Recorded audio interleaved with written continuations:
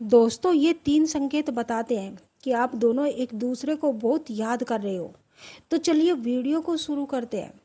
रिश्ते और प्रेम की दुनिया में यादें केवल दिमाग का खेल नहीं होती, बल्कि ये आत्मा की भाषा है। जब दो लोग सच्चे दिल से जुड़े रहते हैं, तो उनकी आत्मा आपस में संवाद करती है। ये क्रिया उस वक्त होती है जब शब्दों का आदान प्रदान बंद हो गया होता है। मनोविज्ञान भी मानता है कि याद करना कभी एक तरफा नहीं होता, बल्कि उस व्यक्ति की भी भावनाओं की प्रतिबिंब होती है जो उसी पल आपको कहीं ना कहीं याद कर रहा होता है। कैसे पता चलता है कि आप दोनों एक दूसरे को याद कर रहे हो? तो आइए दोस्तों जानते हैं। पहला संकेत, अचानक से उसका ख्याल आना। बिना किसी वजह, बिना किसी कारण आप व्यस्त हो और उसी वक्त उसकी यादें आपके दिल और दिमाग में दस्तक दे जाती है।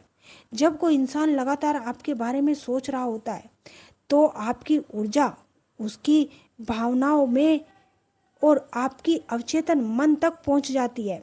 इसलिए आपको अचानक उसकी याद आने लगती है। अगर इसे आध्यात्मिक दृष्टिकोण से देखें, तो कई ऋषि मुनियों ने भी ये कहा है कि आत्मा की तरंगे शब्दों से भी तेज होती है। जब कोई गहराई से याद करता है, तो आपकी आत्मा उसकी पुकार सुन ही लेता है। दूसरा संकेत, जब आपको लगता है कि आप उसे भूल चुके हैं, उससे दूरी बना चुके हैं, उस वक्त उसकी याद आपको उसका एहसास दिलाने लगती है, तो समझो वो आपको बहुत याद कर रही है। तीसरा संकेत, कभी कभी आपको बेचैनी महसूस होने लगे। आपको लगे कि आपका मन भारी हो गया है, या दिल की धड़कन तेज हो गई है, या अचानक से आपकी आंखों में आंसू निकल आए बिना किसी वजह के, तो ये एक भावनात्मक संकेत है। जब कोई आपको बहुत याद करता है, तो उसकी बेचैनी आपके मन में उतर कर आती है और आपके मन में एक अजीब सी हलचल पैदा होती है। यदि किसी पराई स्त्री को याद करके आपका मन भी बार बार संबंध बनाने को करता है, आपका मन भी बार बार भटकता है, तो दोस्तों आजकल अनैतिक संबंध बनाना लोगों के लिए आम बात हो गई है। वो संबंध बनाने से पहले ये भी नहीं सोचते कि इसका उसके जीवन पर क्या प्रभाव पड़ेगा। हर किसी के मन में बस यही विचार चलता रहता है कि कैसे वो अनैतिक संबंध बनाए। आजकल तो चाहे लड़का हो या लड़की, कई लोग तो प्रेम जैसे शब्दों का इस्तेमाल करके भी संबंध बनाना चाहते हैं। अगर हम बात करें बाइबल की, तो बाइबल में लिखा है कि यदि हम ईश्वर के बनाए नियम को तोड़कर अनैतिक रिश्ते बनाते हैं, तो ईश्वर उसे सजा जरूर देते हैं।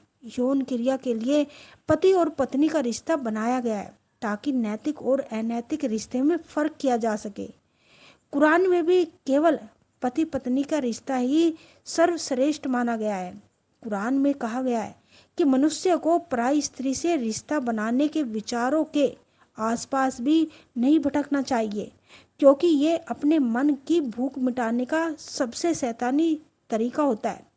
गीता के अनुसार स्त्री और पुरुष को केवल विवाह होने के पश्चात ही संबंध बनाना चाहिए।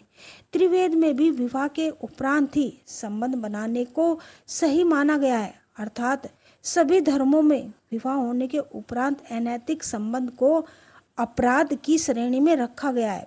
जो इस समस्त इच्छाओं को त्याग देते हैं और बिना किसी अपेक्षा के कर्मों के विकल्प की शक्ति के अनुसार कार्य करता है, वही स्थिर बुद्धि वाला पुरुष होता है। अन्यथा उसका जीवन व्यर्थ है। अनैतिक और नैतिक रिश्ते को समझने की कोशिश करें। कभी भी कोई रिश्ता ऐसा न बनाए जो दुनिया के विकल्प से परे हो।